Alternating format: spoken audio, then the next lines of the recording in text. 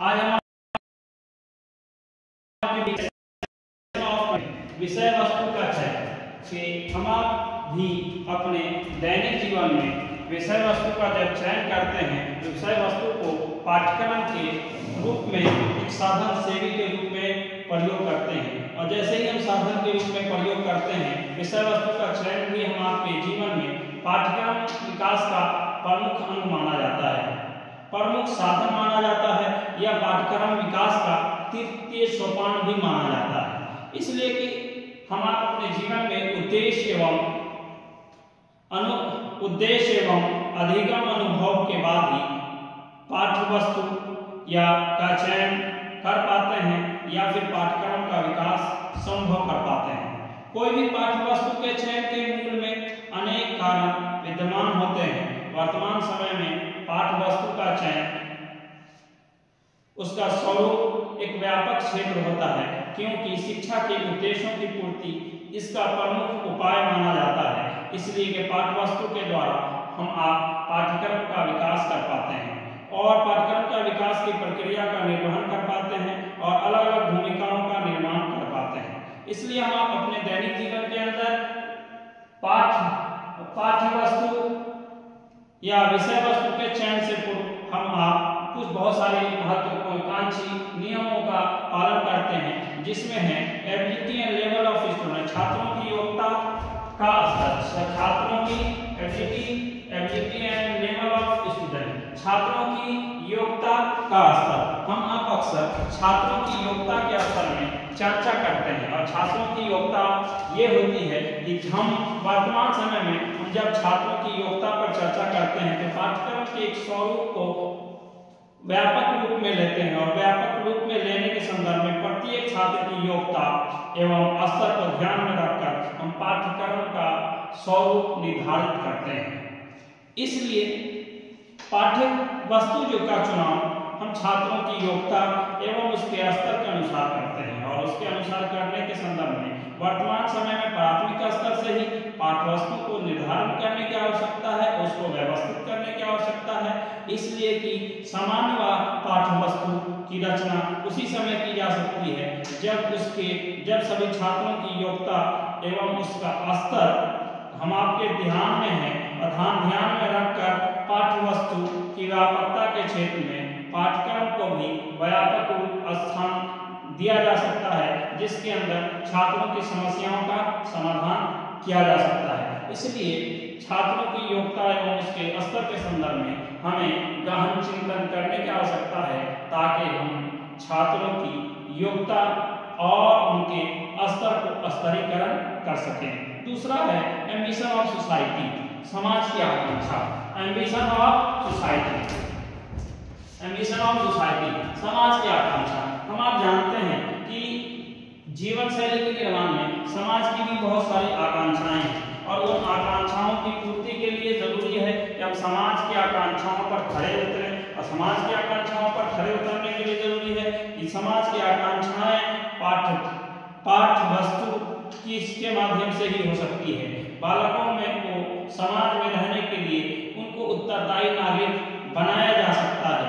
उसके अंदर उत्तरदायी नागरिकता के विकास के लिए छात्रों के अंदर सर्वांगीण विकास करना आवश्यक है और सर्वांगीण विकास हम उसी समय कर सकते हैं जब हम छात्रों को पाठ्य वस्तु पर आधारित छात्रों का सर्वांगीण विकास करेंगे। और जब छात्रों का सर्वांगीण विकास करेंगे तो उस संदर्भ में हम ज्यादा से ज्यादा पाठ्य वस्तु को छात्रों की समस्या के समाधान के केंद्र बिंदु के रूप में लेंगे और छात्रों की समस्या का समाधान करना चाहेंगे और उनके अंदर महत्वाकांक्षी नियमों का आदान प्रदान करेंगे। तब जाकर के समाज की आकांक्षाओं पर छात्र खरा उतर सकता है।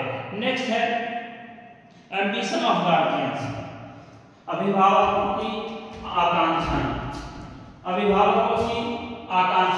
हम आप अक्सर जानते हैं कि अभिभावकों की अपने बच्चों से बहुत सारी आकांक्षाएं होती हैं। उन आकांक्षाओं में ये भी होती हैं कि हमारे बच्चे जल्दी से पठन पाठन से संबंधित होकर के जल्द से जल्द वो सफल हो जाए और जल्द से जल्द सफल होने के लिए जरूरी है कि छात्रों के अंदर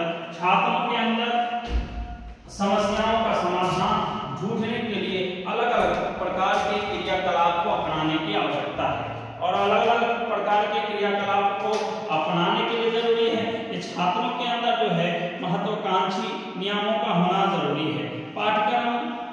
की विषय वस्तु के अनुसार अभिभावकों के द्वारा बहुत सारी आकांक्षाएं उन पर निर्भर करती है। जैसे पाठ्यवस्तु के माध्यम से दर्शन शास्त्रीय एवं आदर्शवादी विचारधाराओं का तक केंद्रित करना।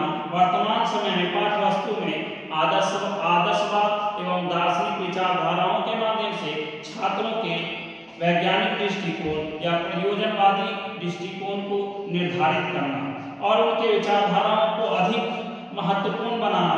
उनकी अभिभावकों की इच्छा अनुसार छात्रों की समस्याओं को समझना और समझ करके उनका समाधान ढूंढना। इन शिक्षकों और छात्रों के दोनों की अलग अलग रूपरेखाओं के माध्यम से ये जिम्मेवारी है कि बालक आदर्शवादी विचारधाराओं की अपेक्षा भौतिकवादी विचारधाराओं को महत्व प्रदान करें, तब जाकर के हम उसके मन मस्तिष्क में राष्ट्रीय विचारधारा भर सकते हैं। नेक्स्ट है नीड ऑफ नेशन, राष्ट्रीय आवश्यकता। नीड ऑफ नेशन, राष्ट्रीय आवश्यकता। हम आप चाहते हैं कि राष्ट्रीय आवश्यकताओं को पूर्ति करें, तो राष्ट्रीय आवश्यकताओं को पूर्ति करने के लिए जरूरी क्या है, राष्ट्र के संदर्भ में हम चिंतन मनन की प्रक्रियाओं को अपनाएं और चिंतन मनन की प्रक्रियाओं को अपनाने के लिए जरूरी है कि हम राष्ट्र के प्रति राष्ट्रीय आवश्यकता की इसलिए जरूरत है कि राष्ट्रीय आवश्यकता भी विषय वस्तु के चयन में महत्वपूर्ण भूमिकाओं का निर्वहन करती है। जो राष्ट्र अपने बालकों का विकास बहुमुखी प्रतिभा के रूप में करना चाहता है, उस राष्ट्र के लिए जरूरी है कि पाठ्यवस्तु का चयन व्यापक रूप में संपन्न किया जाए, जिसके माध्यम से वर्तमान समय में भारतीय विद्यालय में प्राथमिक स्तर के पाठ्यक्रम में सर्वांगीण विकास से संबंधित पाठ्यवस्तु का समावेश किया जाए। और जब पाठ्यवस्तु का समावेश किया जाएगा तो उस माध्यम से छात्रों की आकांक्षाएं और उनकी आवश्यकताओं की पूर्ति के लिए ढेर सारे मुद्दे और चुनौतियां उनके मन मस्तिष्क में होंगे। उनके आकांक्षाएं, उनकी आवश्यकताएं पाठ्यवस्तु प्रभावपूर्ण तरीके से होंगी और पाठ्यवस्तु के चयन में उनको पूर्ण रूप से पाठ्यक्रम का निर्माण करने का अवसर मिल पाएगा, जिसके माध्यम से बहुत सारी भूमिकाओं का निर्माण करने का अवसर मिलेगा। नेक्स्ट है कल्चरल बैकग्राउंड, सांस्कृतिक पृष्ठभूमि। कल्चरल बैकग्राउंड, सांस्कृतिक पृष्ठभूमि। हम आप अक्सर संस्कृति की बात करते रहते हैं और सांस्कृतिक पृष्ठभूमि संस्कृति के आदान प्रदान से ही हो सकती है, संस्कृति के रास्ते पर चलकर ही हो सकती है।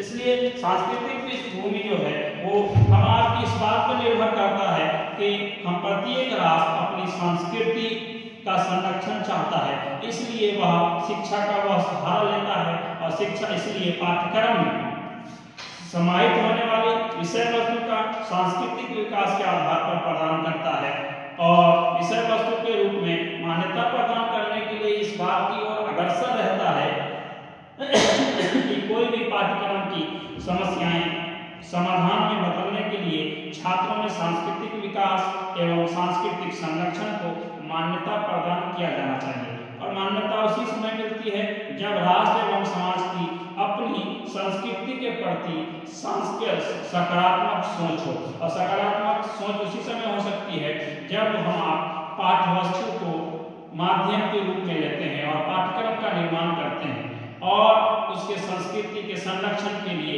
हम ध्यान केंद्रित करते हुए संस्कृति को पृष्ठभूमि के रूप में लेते हैं। इसलिए सांस्कृतिक संरक्षण को मान्यता मिलनी चाहिए, जिसके माध्यम से राष्ट्र और समाज की सकारात्मक सोच में बदला जा सके। नेक्स्ट है सोशल थिंकिंग, सामाजिक सोच। सोशल थिंकिंग, सामाजिक सोच।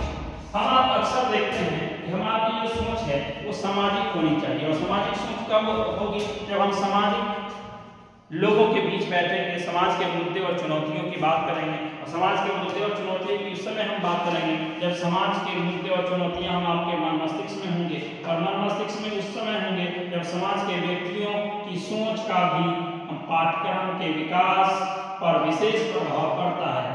और विशेष प्रभाव उस समय पड़ता है जिस समाज की सोच व्यापक होती है, उस व्यापकता के आधार पर उसका स्तर भी स्तरीकरण होता है। हम में से हर व्यक्ति समाज की व्यक्तियों की अपेक्षा हम यही चाहते हैं कि हमारे बालकों का विकास भी हो और व्यापक रूप में हो, तो पाठ्यक्रम और पाठ्यवस्तु की छात्रों को भौतिक एवं आध्यात्मिक विकास की आवश्यकता है। और आध्यात्मिक विकास की आवश्यकता इसलिए है कि पाठ्यवस्तु का स्वरूप स्वाभाविक रूप से विस्तृत रूप में उस समय किया जा सकता है जब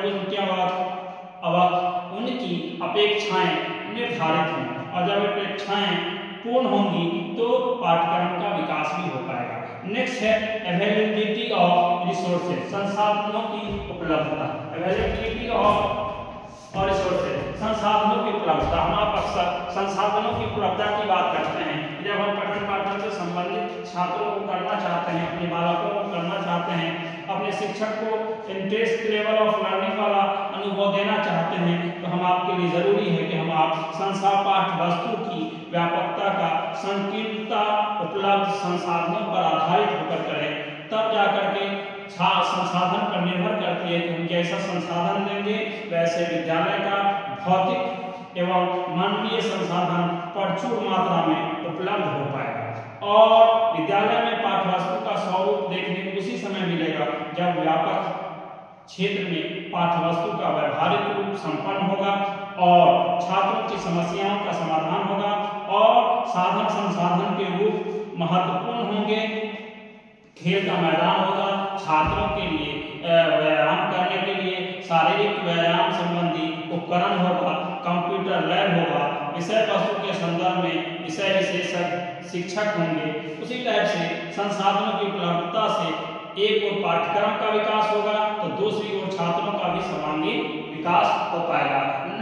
नेक्स्ट है और लास्ट पॉइंट है फिलोसॉफिकल व्यूज, दार्शनिक विचारधाराएं।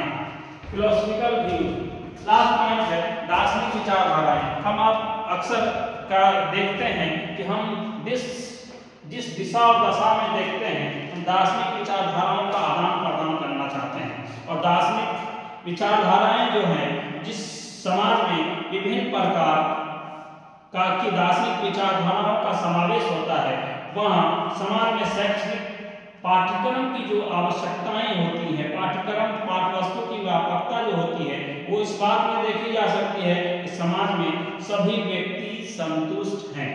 अगर संतुष्ट करने के लिए जरूरी है कि पाठ्यवस्तु को विभिन्न प्रकार की दार्शनिक विचारधाराओं में समावेश किया जाए और समावेश कर छात्रों के मुद्दे और चुनौतियों को भारतीय शिक्षक प्रशिक्षण पाठ्यक्रम की पाठ्यवस्तु को प्रकृतिवाद बनाया जा सके, आदर्शवाद की रूपरेखा में तैयार किया जा सके, प्रयोजनवादी विचारधारा में ढाला जा सके एवं यथार्थवाद का समावेश उसमें पाया जा सके।